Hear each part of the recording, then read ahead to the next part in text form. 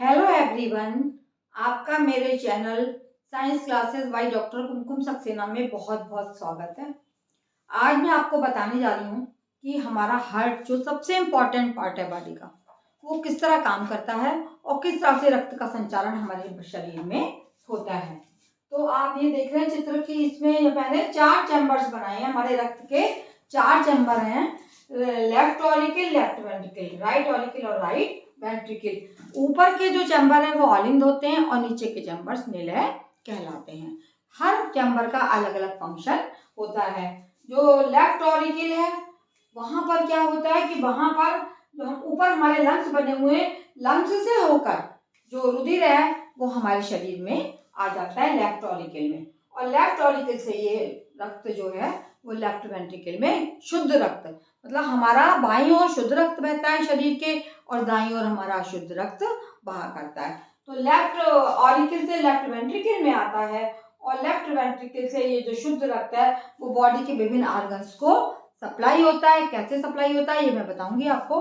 और जो right side है यहाँ पे हमारा अशुद्ध रक्त होता है, जो हमारा शरीर के विभिन्न अंगों में रक्त में अशुद्धियां होती हैं उनको लेकर आता है और राइट ऑरिकल में भर जाता है और राइट ऑरिकल से राइट वेंट्रिकल में पास हो जाता है।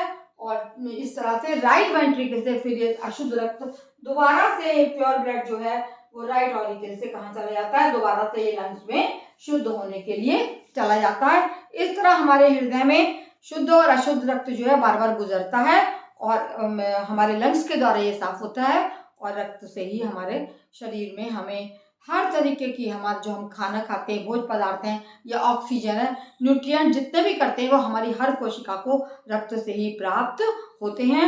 अगर रक्त ना हो तो हमारे शरीर को न्यूट्रिएंट्स नहीं मिलेंगे, ना ऑक्सीजन मिलेगी, क्योंकि रक्त में ही कुछ कणिकाएं होती हैं जिसमें लाल रुधिर कणिकाओं में हीमोग्लोबिन पाया जाता है। वो बाहर की ऑक्सीजन को लेके ऑक्सी हीमोग्लोबिन में बदलता है और हर कोशिका में छोड़ता है। अब हम आते हैं कि दाब पर। जब ये ऑरिकल्स जो हैं वो सिकुड़ते हैं तो इन पर दबाव पड़ता है और इस दबाव को हम कहते हैं आपका प्रकुंचन दाब या सिस्टोलिक। ये होता है 120 mmHg के, है ना। और इसके बाद में जब ये यहाँ से दबाव पड़ने पर ये रक्त जो है इधर आ जाता है लेफ्ट वेंट्रिकल में, तो इनमें फिर से ये अनुशीतलन हो जाते हैं, फैल जाते हैं, जिससे कि आगे फिर से इनमें शुद्ध रक्त भरे।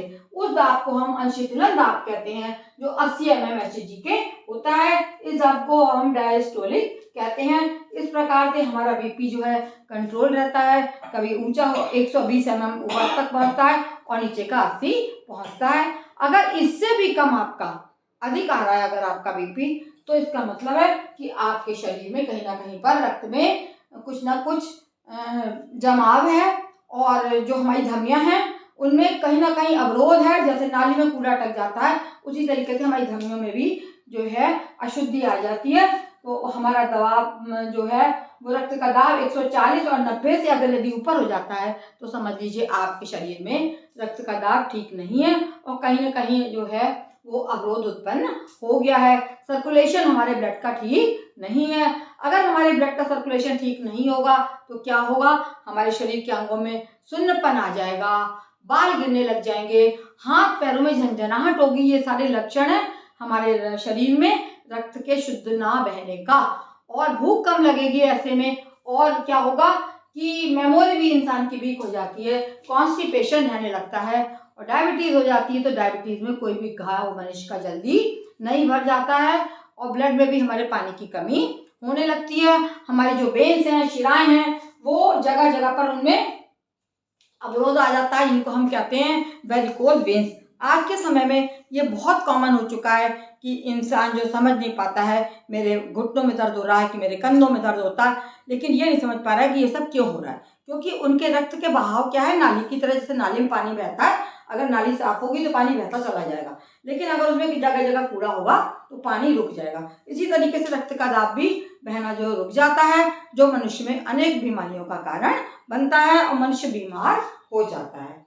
इसके लिए हम कुछ प्रयास ऐसे हैं कि यदि हाई बीपी है तो हमें दवा लेनी ही पड़ेगी, लेकिन अपने तरीके से भी हम इन चीज़ों को मैनेज कर सकते हैं, ठीक कर सकते हैं। क्या करेंगे हम रेगुलर वॉकिंग करेंगे, 3-3 किलोमीटर दूर भागेंगे, 3-3 मील दूर भागेंगे और भाग के हम अपने को, हमारी जो ओवर एनर्जी है उसको हम कंट्रोल करेंगे, निकालेंगे हम शरीर की एनर्जी को, और हमारा जो रक्त का दाब जो बढ़ जाएगा। इसी तरीके से दूसरा चीज़ है योगा।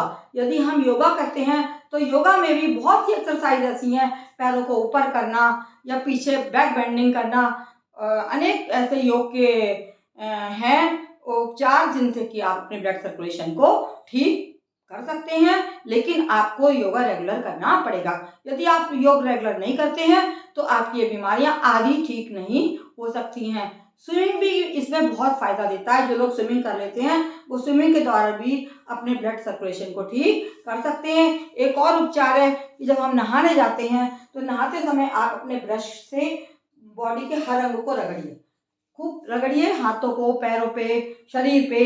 ब्रश को रगड़ने से क्या होगा, ब्लड का सर्कुलेशन जो है हमारा धमनियों में बढ़ेगा, शिराओं में बढ़ेगा।